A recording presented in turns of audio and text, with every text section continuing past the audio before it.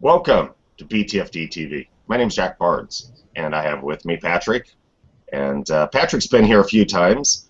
How have you been, sir? Doing great, Jack. Thanks for having us back. Welcome back.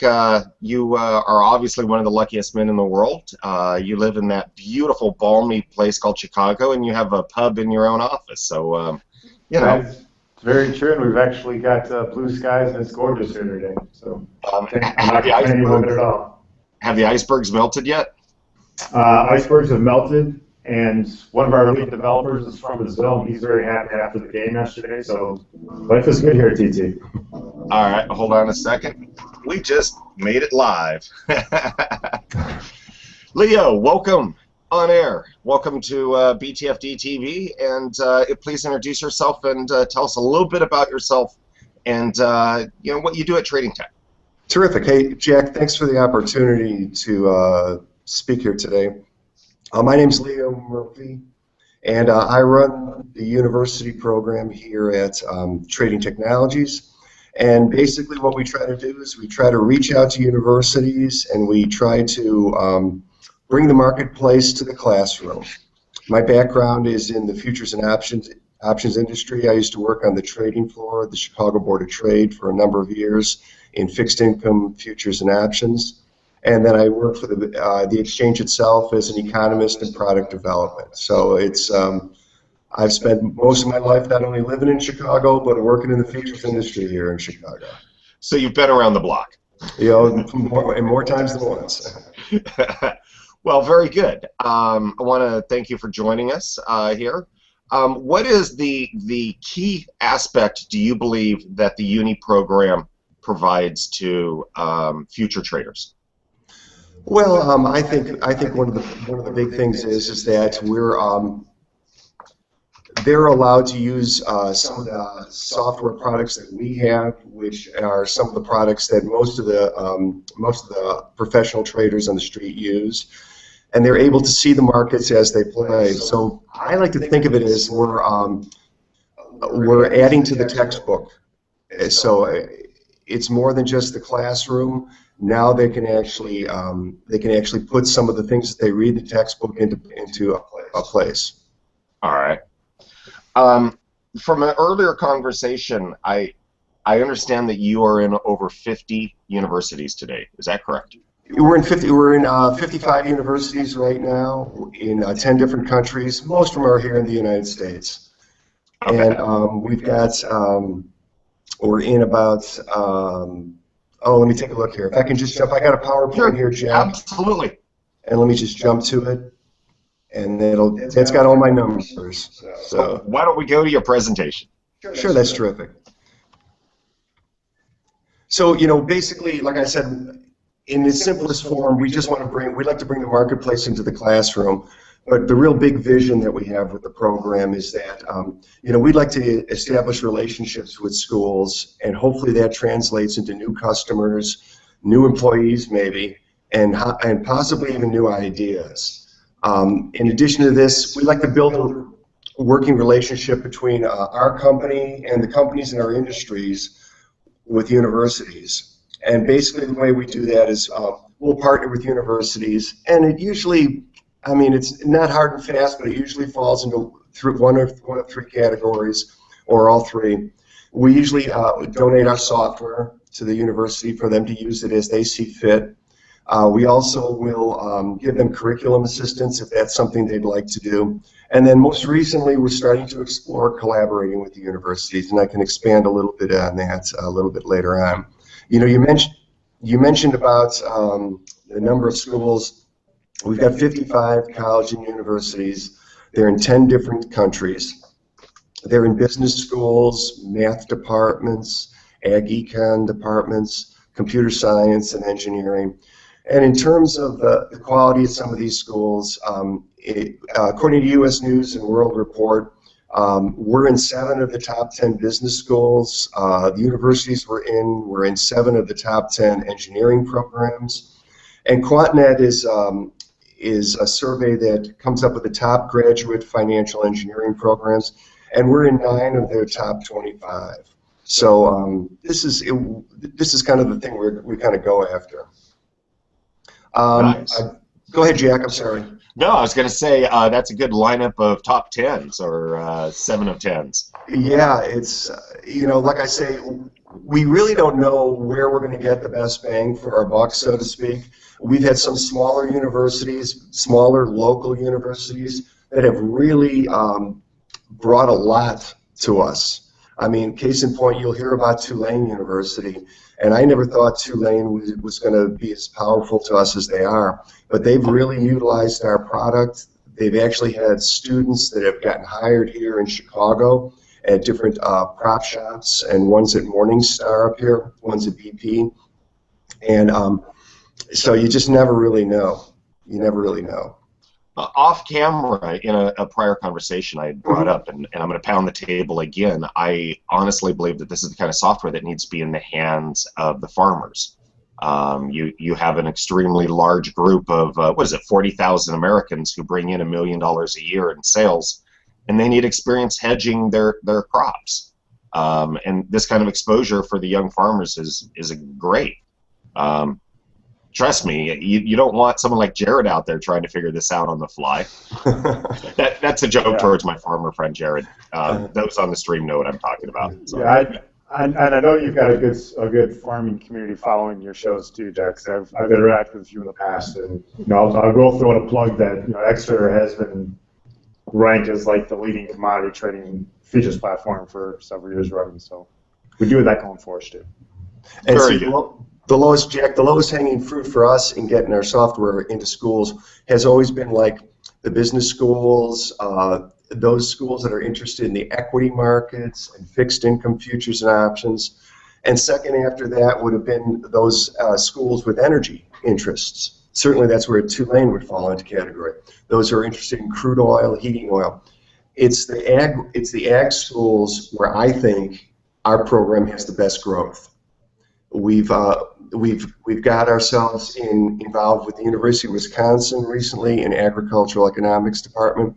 We're involved at North Dakota State.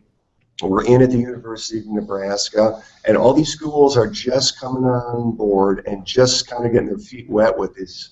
But I personally think that if some of these ag econ departments see the product and see how it can be applied, I think it's something that would be of great interest. I completely believe what you're saying. I can tell you I'm old and I got some hair missing here and there, and what's left is gray.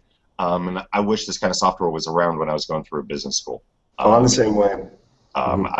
It would have changed my perspective completely. So tell me, let's dive on into the presentation. Tell me a little bit about where you're going with this program. So basically the way, we don't tell schools what they have to do. We will just partner with them and let them come up to us and say, listen, this is something we'd like to do, and see if we can help them. And usually the way the levels of involvement flesh it out is the simplest way is just a lab installation. A school happens to have a trading lab, they have different software products in there, and they want our software installed in there. That's where it stops. The software gets installed, and they sit there and choose, to teach themselves, use our online tutorials to learn about our product, and that's where it stops. The next level is usually where a school will come up and say, listen, thanks for the software. Would you come on campus? Would you talk to our students? Would you talk about your software? Would you talk about the industry? Would you talk about career opportunities? And that becomes kind of a, it's something that gives exposure to the students, so the students find out about an industry and a product that they weren't really aware of. It also gives exposure to our company, and I think our industry too. If you're in Chicago, you're very well versed in the futures and options industry. If you're living in Seattle, Washington, you might be like, you may never be thinking about having a career in our industry. So the third one I have down here is curriculum involvement. And this is where a school will come up and say, listen, we've got this idea. We'd like to use the product in a class on derivatives. We'd like to use the product in a class on market microstructure. Can we do this? Can you help us out? And I love doing that. And I'll say, yeah, you know, if it means the students, the faculty, and the staff are actually going to get their hands on our product, I'm all about that. The next one we have is trading competitions. We've only really done this with Tulane. We did this twice, but Tulane University did a really, really nice job with it. And I'll show you a little video here that kind of shows what they did. And it ended up being a real winning thing for us. So let me just show you a couple of pictures of the labs. So this is the lab at the University of Colorado, Denver. It's JP. Leo, all I'm seeing is the beginning of your presentation. It's not going through the deck. Oh, really? Yeah. Oh my. I don't know if am I not sharing here or something? It says TT University and it's your title page. Yeah, I'm showing the layout right now. Oh, I'm sorry, Jack. I apologize for that. No worries. How do we get the? At the point you started referencing pages, I figured that there was probably something on display. Escaping out. Hey, there's a lab. Oh. Okay, maybe this is what we'll do. We'll just do it from here. That'll work. Okay. So let me give you some examples here. There we go. We can do it this way. So that's the University of Colorado Denver's lab. It's they got about 30 PCs in there. It's the J.P. Morgan Center for Commodities. It's one of the newer ones that we've been involved with, and it's a very nice lab. This is Hofstra University's lab. They've got about 35 stations in there. They also have Bloomberg and Reuters. They're located in Long Island. This is Northwestern University's. Northwestern University has a very small lab. They've only got the 4 stations. We're really starting to get a feedback now, just to let you know. Get more feedback? Yeah. Okay. I'm wondering it. Oh, you know what it is? Leo, keep talking. Okay. What we're going to need to do is mute Patrick because both of you are in the same room, so we're getting a double mic. That's why. Oh, is that what's going on? Okay. Okay. There we go. So, yeah, perfect. So this is Northwestern's. They've got a smaller lab. They've only got four lab stations here, but they've actually been a very good partner for us. You'll find out later when we talk about curriculum involvement that Northwestern actually has a class called Markets in the Global Economy, and the students actually have to learn our product to get out of the class. So it's oh, right on. So that's learn to trade or die. Damn it. That's Sorry. it. That's it. We got to start them early. Yeah, exactly.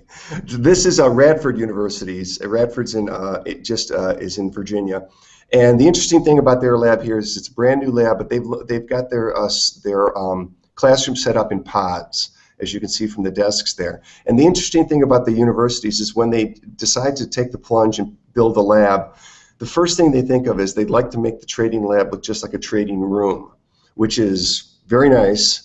But it's not necessarily conducive to a professor speaking in there and to teaching. They're always looking over their shoulders. But I'm seeing more and more labs like this where the pod system is kind of the way the setup is. And this is just a partial view of the University of Virginia's lab. They've got a very big lab. I believe they've got 60 workstations in there. And that's very good. And speaking of Virginia, when it came to extending beyond just having the software, University of Virginia would be a great example of the speaking engagements. They usually have me come out once a year. They'll have me talk about, have the students play with the software, learn how to use the software. I'll give them an idea of how the market has kind of transitioned over the last 15 to 20 years as it's moved from the open auction to being almost entirely electronic. And then talk about some of the different ways, different opportunities that we have, not only at our firm, but also in our industry. Again, my favorite is the curriculum involvement, namely because it makes students, faculty, and staff learn our products. It exposes our company and exposes the industry, and I really think it gives, because the students have to learn, actually get involved in some type of trading or risk management or writing code for an algorithm. I think it actually gives them great preparation for their careers. The examples that we have in there, at Tulane, they have our software. They use it in an undergraduate course called Energy Trading and Fundamentals, and they also use it in a graduate course called Advanced Energy Trading. The University of Michigan uses it in a single class in a course called Market Microstructure, and in that class they just have the students trade for that particular session in a particular product. One of the things that they had mentioned to me, because I was curious as to why that was, and they said, well, they really wanted the students to get a real good grasp on some of the basics of the market, depth of market, best bid, best offer, the auction process, that whole thing. The University of Illinois down at Champaign, they have a relatively new program called the Masters of Science in Financial Engineering, and it falls under both the engineering school and the business school. They have me come down and speak a couple times a year, but they are in the process of trying to find a way to incorporate our software into their curriculum and figure out a way to have their students get their hands on with this. Again, the University of Colorado Denver has been a very good partner for us. They just recently had an advanced finance class, and they asked me to come up with about a four-hour lecture on basically talking about trading. These gentlemen were very well involved in commodities and those markets, but what they wanted was something that basically talked about the incorporation of electronic trading, fundamental analysis, and technical analysis. And in the end of it all, the students had to use our software to create a portfolio of futures products that they had to carry over a period of 3 to 4 weeks, and they were given 3 opportunities over those 3 to 4 weeks to adjust their portfolios. So not only did it have them understand our product, but then they had to go out and figure out, okay, if I have crude oil, I need to understand that the storage reports come out on Wednesdays. If I have the S&P futures in my portfolio, I need to understand that the first Friday of every month is unemployment. So they start to have a better understanding for event risk and things like that. Now, the University of Chicago is a really good example. This is something I would have never thought about. They actually, while they have our product, our software, what they do is they have a class in their math department that deals with the students having projects and writing to the FIX protocol. That would be the financial information exchange, which is basically the main way banks and industry worldwide communicate positions, share books, the whole thing. So they came up to me and they said, listen, we would really like to have projects like this. Is there a way we could write to use your fix adapter and write fix products? Give our students projects like, create an order, pull a fill, and it's things like this. And so I said, well, let me see if I can find out. And lo and behold, our guys here were very, I have a ton of people here supporting me in terms of helping me out. And the folks in our development network said, yeah, we have our customers do this, so we can give them access during that class where they can come in and use our fix adapter and write to fix. So right now that class is going on. They did it last spring, and it was very successful. They're doing it again this spring. Northwestern University uses it in a class called the Financial Markets in a Global Society, and usually about twice during that class I'll have to teach the students how to use our product, and when they get through with me, then they finish the rest of the class. And then we just got involved with Carnegie Mellon and in their Bachelor of Science in Computational Finance. We just got involved with them in February, and they're currently looking at our product and trying to figure out ways to incorporate it into the curriculum. And the interesting thing about someone like Carnegie Mellon or the University of Illinois down in Champaign is that they're at the stage where they have the software installed, but they want to take it further. There are a lot of schools, like I said, who all they really want is for the software to be installed in their lab, and that's about it. So. The other thing, Jack, we had was the trading competitions, and like I say, Tulane had an energy trading competition in 2009 and 2010 that was very successful. A lot of people feel that all you really need for a trading competition is just a trading platform, and then let everybody trade and see who makes the most money. But Tulane actually approached this in a very intelligent way. They wanted their trading competition to really reflect the way the market was. So any kind of profits were risk adjusted. They also made sure that it was completely electronic. So the way it began was the entries would trade remotely for 2 weeks. And then I think it was the top 10 teams were invited down to New Orleans, and they traded in simulated trading on a Saturday afternoon, 1 hour in crude oil and 1 hour in natural gas. And there's a little. On. I beg your pardon? I said right on. Oh yeah. And if you want to see, there's a video attached here, and I hope we don't get an echo on this, but they did. They actually put together a real nice video, about 5 minutes. This is like a minute and a half of it, but this will give you an idea of the quality that they put through. All right.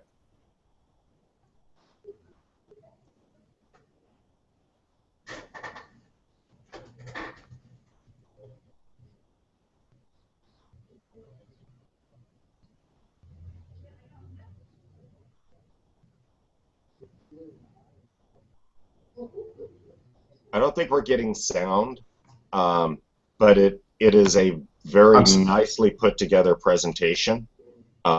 Just for background. You're not getting the audio? No audio. Oh. Don't worry about that. YouTube, in order to protect all of us from ever streaming music or TV shows to each other illegally, has some amazing technology for canceling out sound in the background. Okay. They may think that this is proprietary and you are illegally sharing it. So don't sweat that. What we'll do is we'll get a link for it. We'll put the link in our chat room, and anyone who comes to visit this video after we're done shooting will be able to access it. Terrific. That's great. That's great. Thanks, Jack. Well, let me just continue on here just a little bit. There's just a little bit more, and of course we had a lot of media coverage from this through a lot of this stuff, Jack. The local papers down in New Orleans covered the competition, and also gave us a little bit of props on our participation in it. A lot of times, the universities themselves, because they want to promote to their students or their alumni what they're doing, they'll sit there and talk about what's available to the students and how they're trying to involve industry in what they're doing. This is an example of Purdue University's Insight magazine, which is we're involved in the math department down there. And then we have things like, again, with the University of Colorado Denver, this is a picture of the J.P. Morgan Center for Commodities, but this is actually the picture that they've been using lately for all their collateral material. So when they have promotion material, this is what goes out there, and I love the fact that they've got Xtrader and our charts pulled up on each one of those PCs. You know, wait a minute, there's no picture of Blythe there. Sorry, bad joke. And this is Blythe most Masters for those who do. Go ahead. There you go. And then Futures Magazine's probably one of the bigger magazines that they follow in our industry. And this was an article that they did, its cover story in November 2011 about Joe LeBlanc of Tulane University and how he tries to, what he's done with the program there and getting really the next generation of energy professionals out there. And for ourselves, we just had a recent article in the Chicago Tribune. This is a few months ago. The link is down there, and it's called "How They're Engaging the Next Generation of Financial Tech Talent." And basically, the gist of it is that there's a lot of competition for that technology talent between ourselves and Silicon Valley and whoever else. And the question is, where will they end up? And so, one of the reasons we do what we do is we try to let them know about the opportunities that we have at our company in our industry, and let them know that they're clearly definitely valued up here. So, and developers are hard to get. An example is a friend of mine, one of the best developers I've ever come across, that I recruited a few months ago. He's worked on fixing a couple of my projects, and he reached out to me last week and said, "Sir, I'm still going to work on your projects, but will you be a reference? I just got a chance for like a career job." I'm like, "Absolutely." And so I ended up being interviewed for 15 to 20 minutes about him, because they were going through an in-depth process to hire talent. Finding financial talent that can code is not easy. Oh no, it's not. It's not and basically Saw the job and got it. the thing that I've always felt in our industry is that the gap between the trader and the strategist and the coder was such that it made it so that when the strategy finally got coded and finally was able to come to market, the inefficiency wasn't there anymore. It was dead. Yeah, so closing that gap has been really, we think has been a real important thing. I always think that our product, the Algo Design Lab, the ADL, is one of the things that kind of helps that out. And we're looking forward to the future. Let's put it that way. Very good. So I know that most of them are East Coast based, and I know that you've landed one of the big liberal schools out here on Wrong Coast, Berkeley. Yeah. What else are you chasing out here on Wrong Coast? Well, I will, like I say, I mean, obviously, when you think of the West Coast, you think of some of the bigger schools. You think of UC Berkeley, you think of Stanford, you think of UCLA, USC. But you mentioned to me in our phone conversation UC Davis, and that's not a school I had thought of, but I'm thinking about it now because you just never know where you're going to get a school that's really going to. Economics is their specialty. Yeah, you just never know where you're going to find a school that's going to really kick it in. A lot of times. The process by which I sign these schools up is very much like a salesman. I find professors, I find trading labs, and I will cold call them and explain what we do and explain how we do it. And so a lot of times I will look through the website of a university and I'll say, well, here's a gentleman who teaches futures and options, high frequency trading, market microstructure. He's got to be interested, and there will be no interest. And then other times you'll find individuals that will be like, I need to know more about this. We're definitely like to get on board. I will definitely try to break some ice the next time I'm talking to the chair of the ag department over there. My wife works for runs 3 of the departments. She comes home and I know what's going on in the back channels there a lot. So at some point when it's convenient, I'll get some phone numbers for you and tell you who to call. Oh, that'd be terrific. That's great. See if I can't break some ice that way for you. Mm-hmm. Patrick, you've been the smiling silent guy the longest ever in any of our shows. I'm actually kind of scared. What are you thinking in the background over there? It just feels good to let Leo run with it. And we're picking up the backdrop again, aren't we? All right, you can mute yourself. We'll go back to Leo then. I'll mute myself, go to his screen at least. But Jack, we're just glad we've got Leo out there trying to get this into the schools for us. It's been very beneficial. It certainly helps our program all the way around, and it's exciting because we hear it, and I get a lot of interaction. I mean, we get a lot of students who are like Twitter friendly and other social media friendly that actually contact me and say, you know what, can't tell you how excited I am to actually have your software in the school. So they're learning more about the industry than they ever would have anticipated to, because they hear about these things, but they don't really get the opportunity to really play with them and use the software. So it's been real beneficial for us that way. We had a pen and a piece of paper when I was in school. Oh, I'm the same way, Jack. It was a whole different thing. It was a whole different thing back then. Someone asked me, well, what college classes did you take to learn to code, blah, blah, blah. And I'm like, well, the one computer class I had was on mini computers in 1990. Yeah. There's no mini computers anymore. Yeah, it's incredible. I actually read an article from a camp. I think it was in Campus Technology. I'm not sure, but they were saying that it's interesting because the students in computer science are being taught the latest, greatest things, and then they're getting hired by companies that have 15-year-old technology, and they're kind of our legacy is still out there. Yeah. So it's an interesting thing. It's as much art as it is science. Let's put it that way. All right. So I have a couple of questions internally. Do you guys do any self-hosted university classes so that quite honestly, someone who goes back to school, right? Someone who's attending a community college, do you guys offer the ability to train on your software? To learn your software if it's not offered through a university that they're attending. What about end running that possibly and having a program at TT that allows the students that are relearning? I mean, let's be honest with this, right? What is there, 92 million Americans without a job? Something like 30 million of them are trying to take college classes on the side somewhere to return to the market.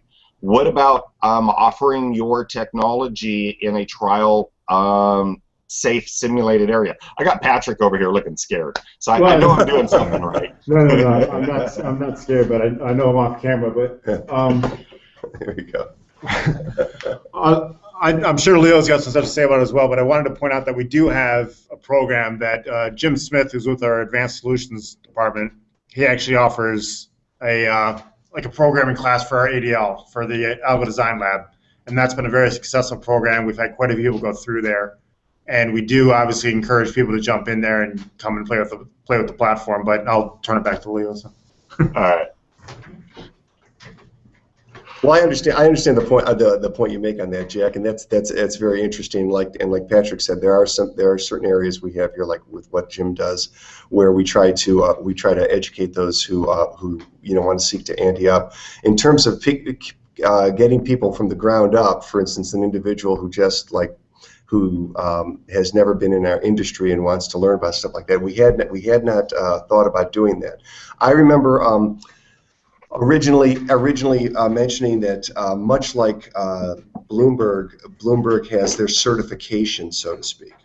Mm-hmm. And do we have that? And I kind of brought that out, and I was told no. And I asked the question, well, why don't we do that? And they said, well, if you're certified in Bloomberg, you understand how to use their hedging tools, how to understand their charts, how to pull up stock information, how to figure out what a dollar value of an O1 is. If you know our tools, the implication is you know how to trade. Yes. Actually, I'm bringing myself up as the odd example here. I'm a former hedge fund manager. Used to have a couple of funds. I've been out of the game for a couple of years. When I did it, I was primarily equity, but I carried a 5% of my port in futures and options on futures. And I don't know how to use your software. How would I learn how to use your software? Well, I mean, that's probably, that's a good question. I mean, it's, certainly if you're a customer of ours, you'd get all the training you could get. I'm not too sure. How do you find the old walk-ons that want to learn to use your tech but has never used your tech? That's kind of. Please, can you kill your mic? What's that? Can you kill your mic? Yeah. Yes, I can. Hang on for a second, Jay. Let me just. We're gonna switch mics so I can adjust that for you, Jack. Previously, we hosted the software on our website, so actually anyone can go and grab it and download it and play around with it and figure it out a little bit. And we took that down because it got a little tedious just to maintain that. We've got some things that we're working to.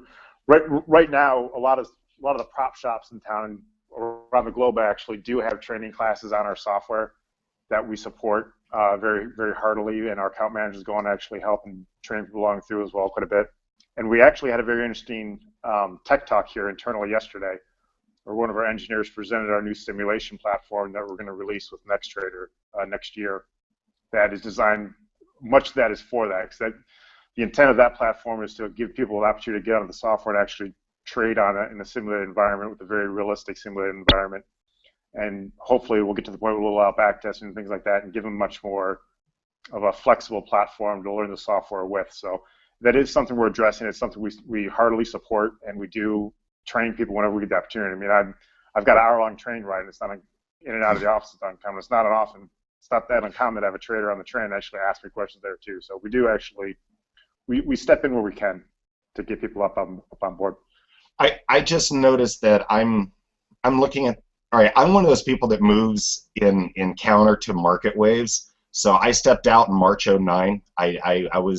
I'd made my money. I stepped away for a bit. And I'm looking at the market again, and now that it's reaching the top, I'm an old bear. It's starting to look interesting again. Sure. And I'm like, holy crap, all of my tools are gone now. Everything that I was proficient at being able to rip alpha out of the market is gone, or it's changed, or it's, iteration number 32 now. for someone coming off the bench who wants to play with their software, that's kind of where that was coming from. Is how would I relearn your tech?